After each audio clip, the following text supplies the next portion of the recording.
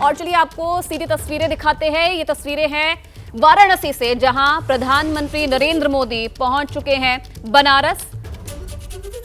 तो प्रधानमंत्री नरेंद्र मोदी आज बनारस के दौरे पर हैं और ये सीधी लाइव तस्वीरें हम आपको दिखा रहे हैं बनारस से, जहां आज कई सौगात भी देने वाले हैं प्रधानमंत्री नरेंद्र मोदी को बनारस से।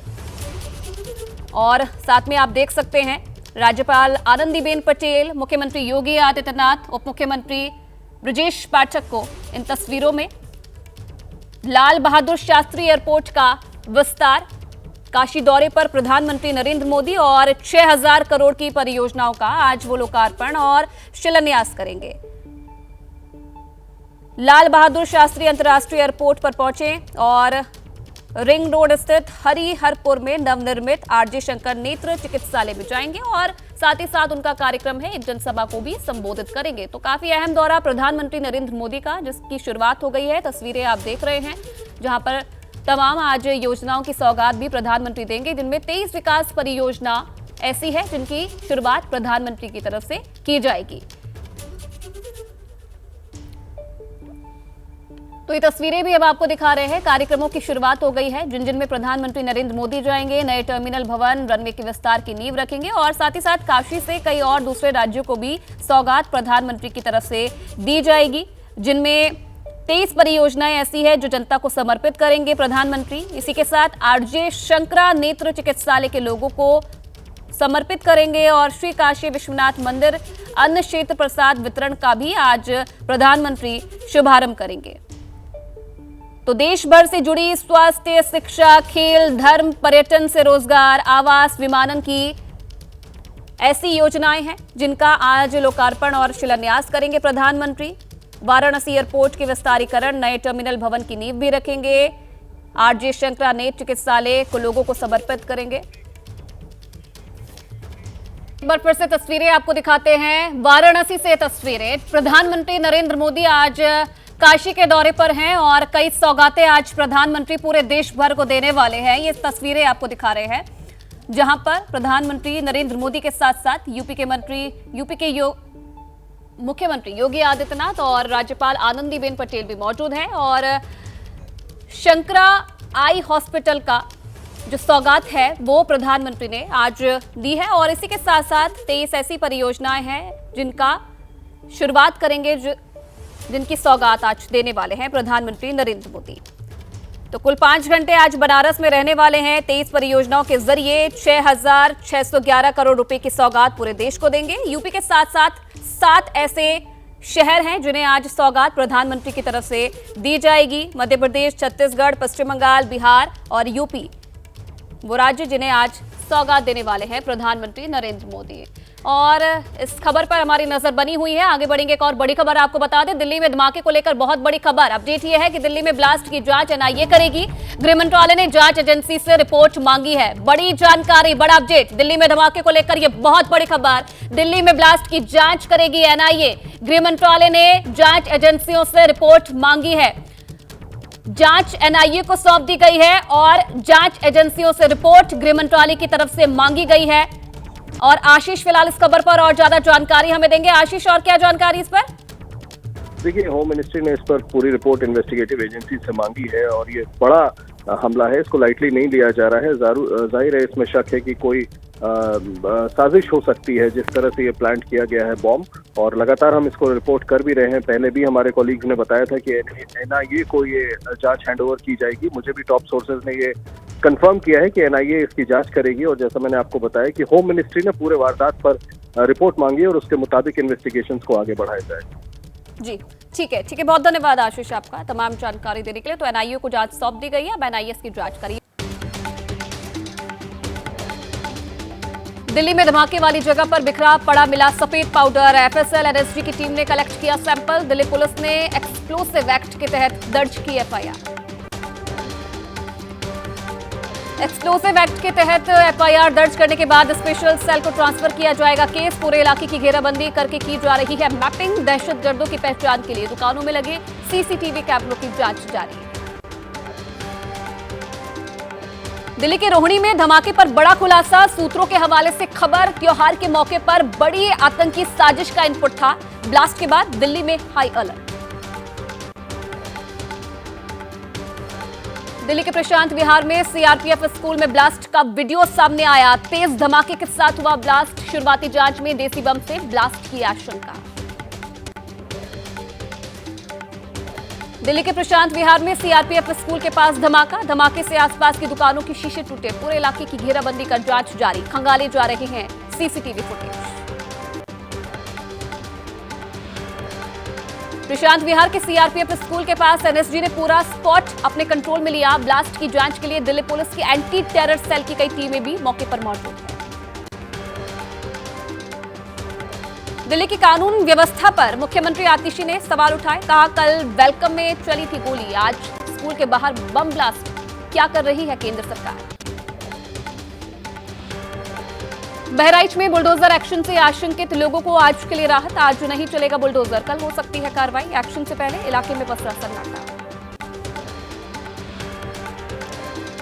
बहराइच में कुछ जगहों पर बुलडोजर चलने से पहले ही लोग तोड़ने लगे अपना घर। पीडब्ल्यूडी ने 3 दिन के भीतर मांगे हैं वैध दस्तावेज। कुल 23 मकानों पर नोटिस किया है ट्रस्टी। जयपुर में करणी विहार मंदिर में अतिक्रमण पर चला बुलडोजर। मंदिर के एक कोने में चाकूबाजी के आरोपी ने किया था अवैध कब्जा। 2 दिन पहले ही हुई थी चाकूबाजी की घटना। अजमेर में अतिक्रमण के खिलाफ चला बुलडोजर। म्युनिसिपल कॉर्पोरेशन ने अवैध निर्माण को ध्वस्त किया। दुकानदारों ने किया जमकर हंगामा।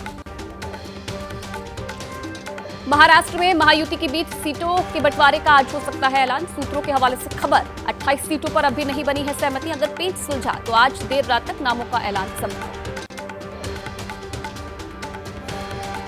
मुंबई में बीजेपी की लिस्ट जारी होने से पहले चुनाव प्रचार में जुटे संभावित उम्मीदवार। मुंबई की वर्ली सीट से बीजेपी नेता शाइना एनसी ने शुरू किया जनसंपर्क अभियान। एमपी के बुधनी सीट पर शिवराज सिंह चौहान के बेटे कार्तिकेय सिंह ने संभाला मोर्चा। चुनाव प्रचार शुरू किया। कार्तिकेय सिंह को बीजेपी ने उपचुनाव में बुधनी से प्रत्याशी बनाया है। झारखंड के लिए बीजेपी ने 66 उम्मीदवारों की पहली सूची जारी कर दी है। सीता सोरेन को जामताड़ा से टिकट तो बाबूलाल मरांडी को धनबाद से चुनावी मैदान में उतारा। सरायकेला से चुनाव लड़ेंगे चंपई सोरेन। झारखंड विधानसभा चुनाव में अर्जुन मुंडा की पत्नी मीरा मुंडा को बीजेपी ने पोटका से अपना उम्मीदवार बनाया है। भारी संख्या में कार्यकर्ता मीरा मुंडा के आवास पहुंचे, उन्हें बधाई दी। जमशेदपुर पूर्वी से बीजेपी ने पूर्णिमा दास साहू को अपना उम्मीदवार बनाया है। टिकट मिलने के बाद घर में खुशी का माहौल। पार्टी के लोगों ने घर पहुंचकर दी बधाई। झारखंड विधानसभा चुनाव के लिए बीजेपी ने सीपी सिंह को टिकट देकर अपना उम्मीदवार बनाया है। सीपी सिंह ने पार्टी का आभार जताया। कहा, 7वीं बार चुनाव लड़ने जा रहा हूं। बीजेपी की जीत का भी दावा किया। रांची में तेजस्वी यादव और सीएम सोरेन के बीच घंटों चला सीट शेयरिंग पर मंथन। सूत्रों के हवाले से खबर, 12 से 15 सीटों की मांग पर अड़ी है आरजेडी। सीट बंटवारे को लेकर आरजेडी नाराज। आरजेडी सांसद और लालू यादव की बेटी मीसा भारती ने कहा, आज शाम तक झारखंड में गठबंधन पर हो जाएगा अंतिम फैसला। बिहार के रामगढ़ विधानसभा उपचुनाव के लिए आरजेडी ने घोषित किए उम्मीदवार। प्रदेश अध्यक्ष जगदानंद सिंह के बेटे अजीत सिंह को अपना उम्मीदवार बनाया है। सुधाकर सिंह के सांसद बनने के बाद सीट खाली हुई। महाराष्ट्र चुनाव को लेकर आज पुणे में राज ठाकरे की पार्टी नेताओं के साथ मंथन। एमएनएस ने इस बार अकेले चुनाव लड़ने का फैसला किया। महाराष्ट्र और झारखंड चुनाव को लेकर कांग्रेस केंद्रीय चुनाव समिति की आज बैठक। प्रत्याशी के नाम पर लगेगी मोहर। आज आ सकती है लिस्ट। महाविकास अघाड़ी में सीटों पर नहीं बन पा रही है सहमति। मुंबई के होटल में 8 घंटे तक चली बैठक। अखिलेश यादव ने 12 सीटों पर ठोका दावा। बीजेपी ने जारी की लोकसभा विधानसभा के उपचुनाव के लिए उम्मीदवारों की लिस्ट। लोकसभा की 1 और 8 राज्यों की विधानसभा सीट के प्रत्याशियों का ऐलान किया। वायनाड लोकसभा सीट से बीजेपी ने पार्षद नाव्या हरिदास को अपना उम्मीदवार बनाया। प्रियंका गांधी से होगा मुकाबला। 13 नवंबर को वोट डाले जाएंगे। प्रियंका गांधी 23 अक्टूबर को वायनाड सीट से करेंगी नामांकन। राहुल गांधी भी मौजूद रहेंगे। नामांकन से पहले प्रियंका गांधी करेंगे रोड शो। हरियाणा सरकार में कैबिनेट मंत्री राव नरवीर सिंह का अधिकारियों को अल्टीमेटम, कहा भ्रष्ट अधिकारियों के खिलाफ सख्त कार्रवाई होगी, सुधर जाए ऐसे अधिकारी, दीपावली तक का समय दिया। दिल्ली में प्रदूषण पर एक्शन में आतिशी सरकार, आनंद विहार इलाके में एंटी डस्ट अभियान का सीएम आतिशी ने निरीक्षण किया। पर्यावरण मंत्री गोपाल राय भी मौजूद रहे। आनंद विहार में निरीक्षण करने पहुंची सीएम आतिशी ने कहा, दिल्ली में 99 पॉइंट की पहचान की गई है। यमुना में प्रदूषण के लिए हरियाणा को ठहराया जिम्मेदार।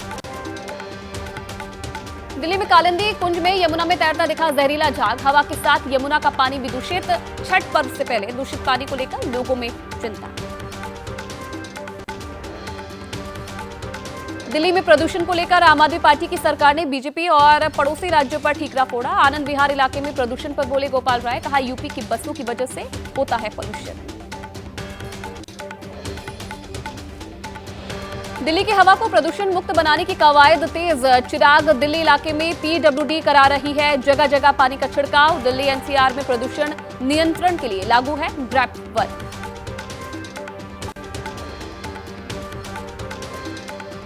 हरियाणा में पराली जलाने वाले किसानों पर सरकार सख्त, पराली जलाने वाले किसानों की एमएसपी पर फसल नहीं खरीदेगी सरकार, जुर्माने के साथ एफआईआर भी दर्ज होगी।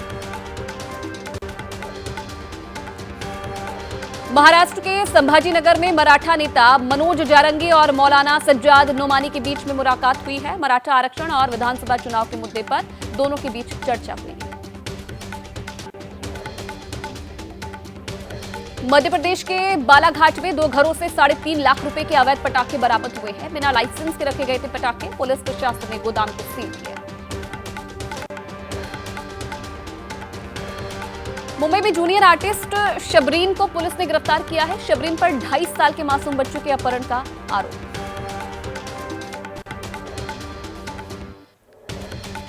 यूपी के बरेली में बड़े डिजिटल अरेस्ट के मामले, कई लोग लाखों की ठगी के हो चुके हैं शिकार। पुलिस की लोगों से अलर्ट और जागरूक रहने की अपील।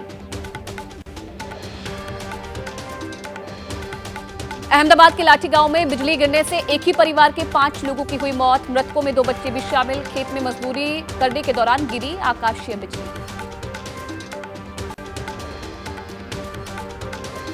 यूपी के कानपुर में भ्रष्टाचार की भेंट चढ़ा 61 करोड़ का पुल, 2 महीने के अंदर ही खुल गए पुल के पॉइंट। बीजेपी विधायक सुरेंद्र मैथानी ने किया निरीक्षण, कहा निर्माण कार्य में हुए भ्रष्टाचार की जांच हुई। जीएसटी की दरों को तर्कसंगत बनाने के लिए मंत्रियों के समूह की आज बैठक। फूड, फुटवेयर और टेक्सटाइल पर घट सकती है जीएसटी, 5% के टैक्स स्लैब में लाने का हो सकता है प्रस्ताव।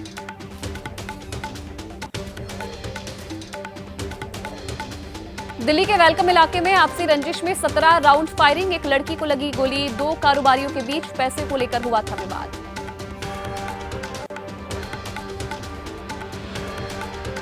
उत्तराखंड में बड़े पैमाने पर नकली नोट के साथ नकली नोट बनाने का सामान हुआ बरामद। एसटीएफ ने देहरादून में मारा था छापा।